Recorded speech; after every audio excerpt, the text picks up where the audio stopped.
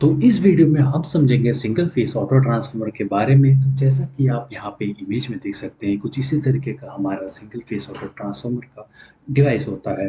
और इसके थ्रू यहाँ पे जो आप रेगुलेटर की तरह देख सकते हैं, यहाँ पे जिसको मूव करके हम चेंज कर सकते हैं जो भी हमें आउटपुट में एसी करंट चाहिए रहेगा। ठीक है, तो चलिए हम इसको समझते हैं, इसकी कंस्ट्रक्शन, इसकी डायग्राम और वर्किंग।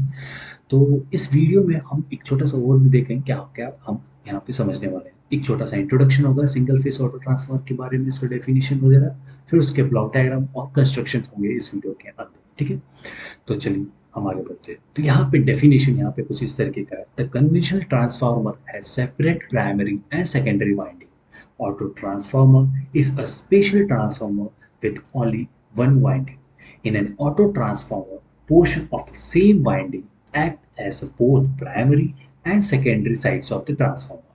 तो इस कन्वेंशनल ट्रांसफार्मर में, मतलब ये सिंगल फेस की बात नहीं हो रही है, सिंगल फेस ऑटो ट्रांसफार्मर की बात नहीं, नॉर्मल जो कन्वेंशनल होते हैं ट्रांसफार्मर, उस ऐसे ट्रांसफार्मर्स के अंदर दो सेपरेट वाइंडिंग्स होती है, अलग अलग वाइंडिंग होती है, प्राइमरी और सेकेंडरी वाइंडिंग। ठीक है, लेकिन ऑटो ट्रांसफार्मर एक स्पेशल तरीके का ट्रांसफार्मर है जिसमें सिर्फ और सिर्फ एक ही वाइंडिंग होती है।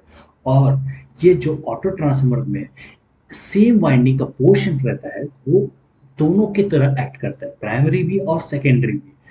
तो इसमें दोनों का काम हो जाता है एक ही वाइंडिंग के अंदर। चलिए इसका कंस्ट्रक्शन हम पढ़ते हैं।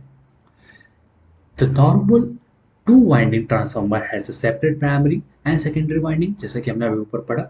But the transformer, ये जो transformer is a special type of transformer which is a part of which a part of winding is common for primary and secondary winding। तो इसमें जो सेकेंडरी और प्राइमरी वाइंडिंग का जो पार्ट रहता है वो कॉमन रहता है, एक ही वाइंडिंग के अंदर रहता है। The construction of auto transformer अभी आपको दिखेगा आगे आने वाले फिगर के अंदर। ठीक है, और इसमें it consist of only one winding mount on a laminated magnetic core. तो जो लैमिनेटेड मैग्नेटिक कोर रहता है उसके ऊपर सिर्फ एक ही वाइंडिंग माउंट रहती है, और उसके साथ एक रोटरी मूवेबल कॉन्टैक्ट लगा रहता है जिसको हम स्लाइड करके हम अपने मनचाहा या रिक्वायर्ड आउटपुट ऑब्टेन कर सकते हैं। ठीक है, thus from the auto transformer three terminals are brought out for connection। तीन टर्मिनल्स निकले हुए रहते हैं कनेक्शंस के लिए ऑटो ट्रांसफार्मर में से। ठीक है, the auto transformer can operate as a step down और स्टेप अप ट्रांसफार्मर। तो ऑटो ट्रांसफार्मर दोनों की तरह काम कर सकता है, स्टेप डाउन भी और स्टेप अप भी। मतलब आपका अगर वोल्टेज आपको बढ़ाना है, इंक्रीज करना है, मतलब जो भी आपका एसी आउटपुट है उसको आपको इंक्रीज करना है या डिक्रीज करना है, आप दोनों ही इस ऑटो ट्रांसफार्मर के अंदर कर सकते हो। चलिए इसका हम डायग्राम देख लेते हैं। तो यहाँ पे आपको डायग्राम कुछ इस तरीके का दिखेगा जिसमें आप यहाँ पे समझ सकते हो कि एसी मेन आउटपुट, मतलब जहाँ से हमारा एक्चुअल एसी करंट आ रहा है, और यहाँ पे ये वाइंडिंग है, ये हमारा ऑटो ट्रांसफार्मर का वाइंडिंग है, और ये हमारा फिक्स टर्मिनल्स है, ये फिक्स टर्मिनल्स है। यहाँ से क्या हो रहा है, ये वेरिएबल टर्मिनल है, ये हमारा वो रेगुलेटर टाइप का कुछ हो गया जो कि स्लाइड कह सकते हो, रोटरी कॉन्टैक्ट कह सकते हो। ये क्या करता है, ये धीरे धीरे ऊपर नीचे अलग अलग वाइंडिंग के पोर्शन पे जाके उसको टच करता है, जिसकी मदद से हमारा जो आउटपुट वेरिएबल होता है, सॉरी आउटपुट एसी होता है, वो वेरिएबल मतलब वेरी करता है, वो हम उसके अकॉर्डिंगली हम वहाँ पे आउटपुट मिलता है। अगर इसे हम यहाँ पे लेके जाएंगे तो वहाँ पे आउटपुट में कुछ और वैल्यू मिलेगा, लेकिन वो चीज़ यहाँ पे लेके आएंगे तो वो आउटपुट में कुछ और मिलेगा।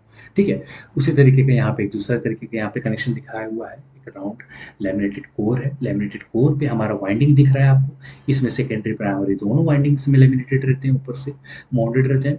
और इसके ऊपर ये यहाँ पे ये रोटरी मूवेबल कॉन्टैक्ट है जो कि यहाँ पे कॉन्टैक्ट करता है वाइंडिंग के ऊपर, हमारे कॉपर कॉइल के ऊपर, और जिसकी मदद से हमारा आउटपुट में वैल्यू चेंज होता है, डिफर होता है।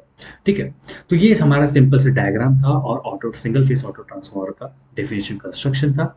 इसी तरीके से आप इसको समझ सकते हो और बना सकते हो, ड्रॉ कर सकते हो अपने एग्जाम के टाइम के लिए। तो इसको याद करना काफ़ी सिंपल है, छोटा सा सिंगल फेस ऑटो ट्रांसफार्मर का हमारा यहाँ पे याद हो गया रहेगा। तो आई होप कि आपको यहाँ पे सब चीज़ें समझ में आ गई रहेंगी, क्लियर रहेंगी। तो चलिए अब हम मिलते हैं नेक्स्ट वीडियो के अंदर।